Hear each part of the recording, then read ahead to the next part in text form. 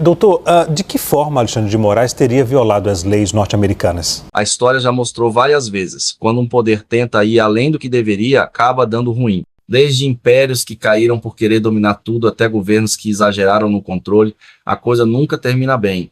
E agora, parece que estamos vendo algo parecido. O que acontece quando um ministro do Brasil tenta impor sua vontade nos Estados Unidos sem seguir os trâmites legais? Pois é, deu treta. No vídeo de hoje, o advogado de Trump vai explicar direitinho como Alexandre de Moraes, ao que tudo indica, tentou burlar as regras americanas para fazer valer sua ordem. Só que no EUA a lei não funciona assim, acho que o poder subiu demais a cabeça.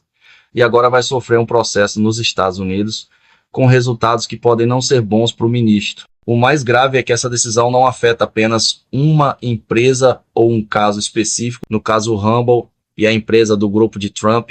Estamos falando de um possível precedente de censura cruzando fronteiras e uma reação inédita a isto, cortando o mal pela raiz. Ficou feio para Moraes, vem briga feia pela frente e consequências para quem começou esta briga. Acompanhe no final se gostou, dê o like e comente.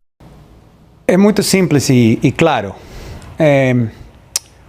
O ministro do Supremo tem 3 caminhos para assistência judicial nos Estados Unidos e para fazer cumprir uma ordem judicial brasileira nos Estados Unidos. Tem um tratado de assistência legal mútua entre o Brasil e os Estados Unidos, feito desde o ano 2001, se não me engano, no qual a Autoridade Central Brasileira, o Ministério da Justiça, o STF encaminha o mandado para o Ministério da Justiça em Brasília, o Ministério da Justiça encaminha o mandado para o Departamento de Justiça em Washington, é recebido por uma unidade especializada que recebe MLATs, pedidos de assistência do mundo inteiro, encaminha, se cumpre com as leis dos Estados Unidos o pedido, é só encaminhado para o distrito correspondente, nesse caso Tampa, e aí pode ser servida e feita cumprir a ordem judicial.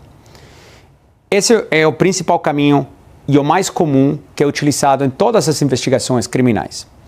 Também tem a Convenção da Haia e também tem um sistema que é utilizado menos em investigações criminais, que é cartas rogatórias. Então você tem 3 caminhos juridicamente válidos com consentimento do governo dos Estados Unidos para fazer isso.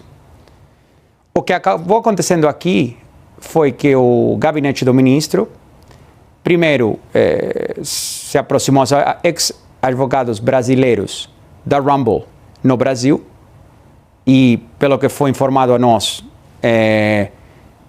demandou que esses advogados sejam recontratados pela Rumble para o propósito de receber o mandado sigiloso. Eu não vejo isso como algo válido. A Rumble não tem presença nenhuma no Brasil. Não tem funcionários, não tem operações, não tem negócios, não tem contas bancárias, não tem nenhum papel no Brasil. E após essa jogada não ter sido exitosa, o gabinete do ministro simplesmente encaminhou um e-mail ao endereço de e-mail legal@rumble.com, que se encontra na Flórida. Infelizmente, isso não é uma forma válida de fazer cumprir uma ordem judicial brasileira nos Estados Unidos. Isso que dispara esses assuntos de soberania digital que estamos falando. Por quê? Porque a ordem, como foi descrita no complaint, na denúncia no Fórum Federal em Tampa, demanda que a Rumble aplique medidas de censura sobre uma pessoa que não tem sido identificada, mas que é residente dos Estados Unidos. Então, você está demandando que uma empresa americana, sem operações nem contatos com o Brasil, censure as contas de um residente dos Estados Unidos, por razões que não foram explicadas, mas você pode chegar às suas próprias conclusões. E também foi solicitado que a Rumble bloqueie o fluxo de fundos desde a Rumble e desde todos os contribuidores, quem faz propaganda, etc., com essas contas, para o usuário. Ou seja, cortar o fluxo de fundos de uma empresa americana a um usuário residente nos Estados Unidos. Então, para propósito da lei, um usuário americano, qualquer pessoa que se encontra fisicamente dentro do território nacional dos Estados Unidos, está protegida pela Constituição dos Estados Unidos. Porém, aplica a primeira emenda. O mais preocupante disso é que essa pessoa já teve um pedido de extradição pelo ministro, que foi recusado pelo governo dos Estados Unidos. E após isso, fazer um e-mail, mandando um mandado por e-mail, com certas ameaças que vocês podem se imaginar, estão descritas na denúncia, mas se não é cumprido em 2 horas, você pagará uma multa de X, você será, vamos apagar o serviço no Brasil de formas não especificadas. Então, uma série de ameaças. Se esses mandados tivessem sido feitos pelo Emelati, também é extremamente provável, quase certeza absoluta, que teriam sido recusados pelo governo dos Estados Unidos. Então, essa é a grande questão. E isso foi o que disparou a Trump Media e a Rumble acionar o processo para falar a censura para aqui, a censura para a nossa fronteira. Ok. A Edilene Lopes também participa da nossa entrevista. Vou começar com a Jussara agora. Jussara? Doutor, obrigada aqui pela presença, pela entrevista.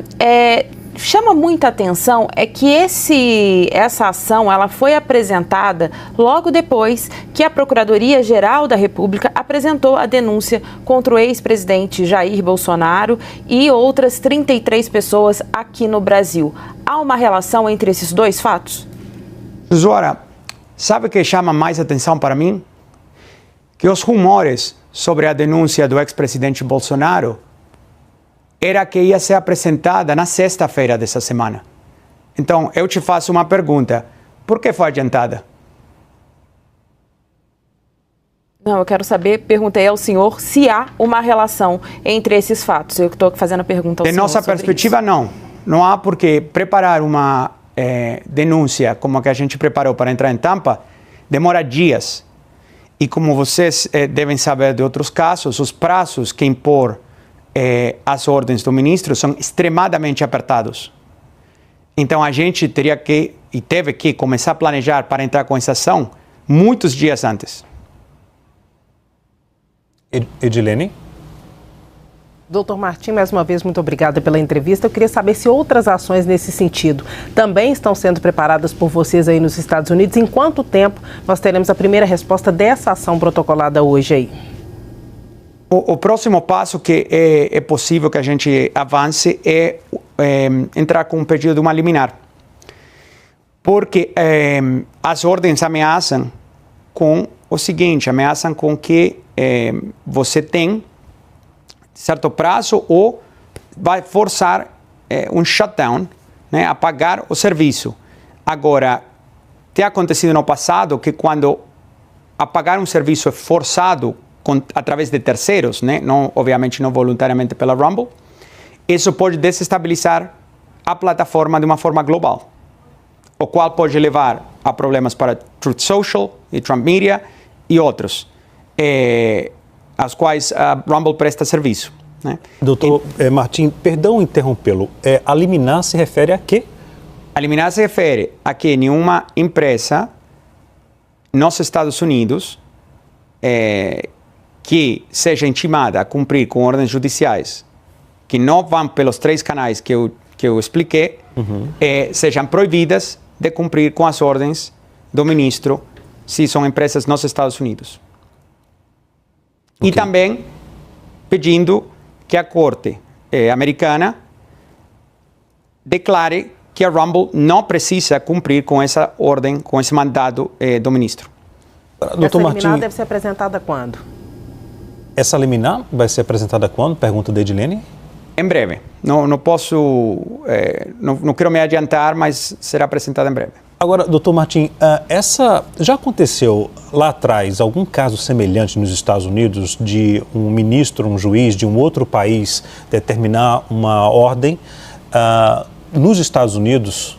Esse caso já aconteceu lá atrás ou é a primeira vez? Isso é até uma forma de fazer com que a justiça norte-americana consiga entender qual será o passo, quais serão os passos num caso como esse, é isso? Um norte para a justiça agir daqui para frente em outros processos envolvendo outros países? É uma pergunta muito interessante. A gente não achou precedentes de uma situação similar. Então, na história dos Estados Unidos recente, que a gente pôde identificar até agora, não identificamos nenhum outro caso no qual um ministro ou um juiz estrangeiro encaminha mandados diretamente a empresas americanas sem cumprir com os canais oficiais para que as autoridades americanas deem o consentimento àqueles mandados. Não conhecemos outro caso assim. Ok, nós conversamos com o advogado Martim de Luca, que representa Donald Trump no processo contra o ministro Alexandre de Moraes. Eu agradeço a presença e a disponibilidade em falar conosco aqui da CNN. Obrigado, doutor. Obrigado. Nós que agradecemos. Agradeço também as minhas colegas, a Jussara Soares e também a Ednei Lopes. Até já.